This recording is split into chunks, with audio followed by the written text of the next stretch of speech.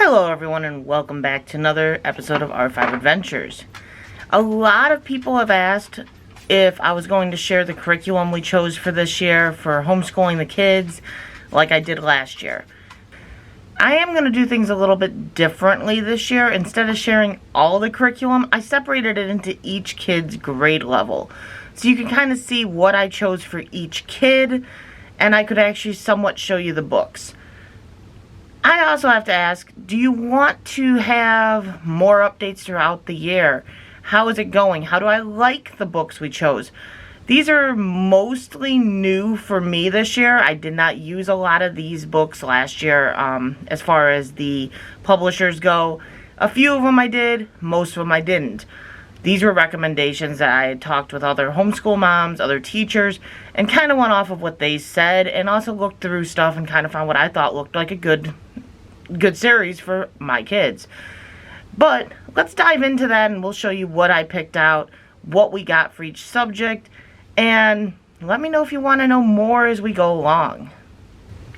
So this is the curriculum we chose for our 4th grader for Troy. The first subject here is science and health. We chose the Abeka series for Understanding God's World, grade 4.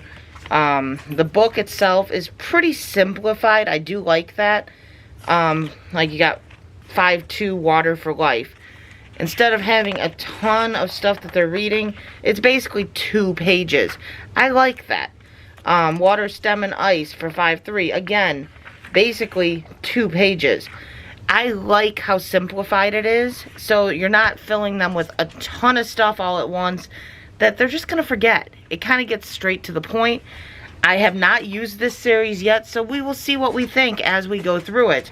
This is the health book that goes with that same series, Developing Good Health. It's the 3rd edition, and again, I do like the looks of it. I'm so far very happy with what it has. Your Body's Framework. This is chapter 1. You've got 4, got a little bit more pages to it, but this is a little bit more in depth, talking about the bones. So you got a little bit more to go, but it talks pretty in depth. Then you've got the quizzes and tests and worksheets. This has all of the quizzes and tests in there. So you got all your stuff. I like it's got the diagrams that they have to label. So it does go into pretty good in-depth. This is teaching charts it comes with. This is all of the skeletal and muscular and tooth structure. This is just stuff that you can use for teaching points. So, once again, another interesting thing that comes with this. I really like it. I like this book series. This one matches up a little bit more with the typical curriculum at school. This is the quizzes and the tests. Activity book. So they got all kinds of stuff. This is all the worksheets that they would do in regards to the book. So it's a little bit more work involved in this one than some of the other homeschool books. This is the plans. This is the teacher guide. This is the answer key for the quizzes and tests. An answer key for the charts that they'd be doing or the questions that they'd be doing. This is the answer key to the activity book. This is more teaching charts. It's got the weather cycle. So this is the teaching charts that goes with the science book. I really like this series. I do. Teacher's answer key to quizzes and tests again. And another answer key. So there's workbooks and there's answer keys, as well as teaching charts and your teacher curriculum guide and all the workbooks. So this is a fairly decent stack of books to go with that series, but I so far like how it looks. We'll see as we go along. Will we continue liking it? I don't know. It's great. This is another recommendation to me. Woo! Didn't want to go that far down. Knotgrass. This one I really, really like. This is one of the books that goes with it. I'll kind of explain that. The rest are on order, so I don't have them all yet. But that's kind of a part of the curriculum. You kind of do a little bit of literature along with the social studies. This is the our 50 states. So that's the one we chose. Looking through their curriculum, if I do one a year with him, he would go through all the grade school curriculum starting from this year. So I just did the first one. I didn't pick and choose which one I was going to go through. I just kind of went with the first one. This one talks about each individual state and then some key events that happens within the states. So, like lesson 1, you've got Maine. And that's a 4-page chapter, straight to the point. I really like that. It tells you at the end the activities to do, tells you what worksheets to be doing, as well as what to read. This is where the books come in play. Read chapter 1 in the Rabbit Hill. Please refer to page 15 in the answer key and literature guide for comments about this book. So it gives you a chapter to read each night with each chapter you read out of this book that kind of lines up with the stuff you're discussing within the states that you're discussing. So I don't have all the books yet, but I am in the process of getting those. Those are actually being shipped. This has the literature guide in it as well, which as you go to the back, it's got the literature guide. That's all the books that go with this curriculum. We only have one of them, which is the Philip of Texas, but I do have the other ones coming. They were ordered actually just about 2 hours ago. So we will have those.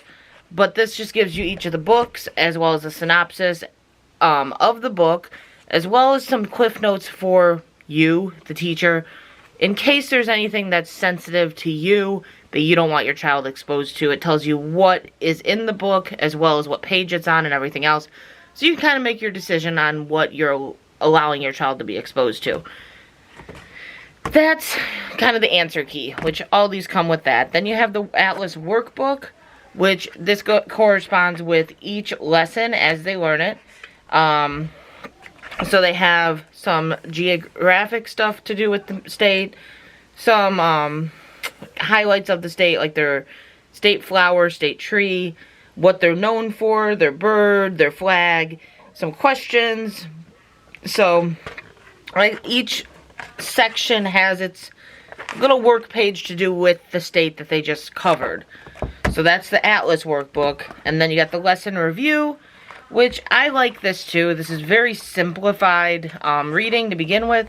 But then they get 4 or 5 questions in regard to the lesson that they just did. So lesson 1, Maine, there's your lesson. Lesson 3, New Hampshire, there's your lesson. So they have a very simplified.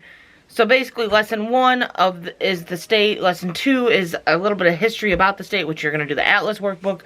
I really like how this is laid out. So I'm curious to see how I like that in the long run of things. I really, really like it. Now last year I used Mammoth Math. I stayed with Mammoth Math because it worked well for me. So we have grade 4. There's 2 workbooks. There's the test and cumulative review, as well as the answer key. So very simple. I liked how it worked. You got semi-simple lessons, basically 2-page lessons. It lines up how you teach it right here. It gives you all the information, and you teach it. Relatively easy. Relatively straightforward. It worked well with both my boys last year, so we just stuck with it. Then for spelling, again, we have the same spelling workout. This is actually grade 3. Spelling is a weak subject for him. We're repeating grade 3 spelling because he wasn't retaining it. So we're going to try a couple things this year to see if we can get him to retain it better, learn it better. So I'm not moving him up to the next level of spelling if he already is struggling immensely at level 3. With this though, it gives you a little bit of information about the sound, the long E. It gives you your words, gives you little workouts to do with each word, and then at the end you do a spelling test. It's lined up for week to week. So we're going to do that. I like the book. He just struggled. So we're going to try again with level 3 on him. Then we have for writing, I got 2 different books to use. There's Once Upon a Pancake, which is short stories that you write. So they give you the starts of a story, like little bits of the story, and then you continue the story on. I really like that for writing, so he's going to be doing some of that, as well as we got a Just Write It, creativity and writing. It gives you some different layouts and that for doing different types of writing, so he can do some of that work. So you can learn a little bit more for that. For grammar, we've got Easy Grammar. This is a common book that's used with a lot of homeschoolers, grade 4. This is just a daily worksheet, prepositions, nouns, it goes through verbs, all that stuff. And it's just worksheets, kind of like the daily grammar you do in grade school. A lot of us have done that.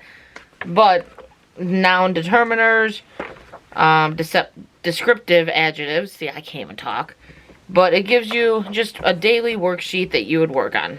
Simple, not too hard. That's his grammar. And then we have, as a final subject for him, it's just the reading comprehension. Like I said, with the history, there is a chapter book that goes with it that he will be reading on a daily basis for reading. But, like, once a week, I was going to do some reading comprehension. It's also a vocabulary development series. This is actually based more around, like, war-type stories. But it gives you a story to read, and then it gives you questions to go with the story. Simple little story, a freedom fight in 2 words. And then you've got the questions as well as the vocabulary check. So I like the fact that it's got the vocabulary, help teach him some words. And it's relatively a simple book. This is not something I'm going to do every day with him. This is probably going to be like once a week. He'll get to read a story and answer the questions. But I like to do the comprehension just to kind of see where they stand. Some kids really struggle with comprehension, so I want to see where they stand, plus vocabulary is important. So that's his reading comprehension book. So those are the subjects I'm doing with Troy, with the 4th grader. A lot of these books are new to me. I've not used this Easy Grammar. I've not used Not Grass. I've not used Akiba or Becca. I've used Math Mammoth, Spelling Workout, and that's it. That's the only ones I've used. So it'll be interesting to see how I like each of these different publications and the teaching methods.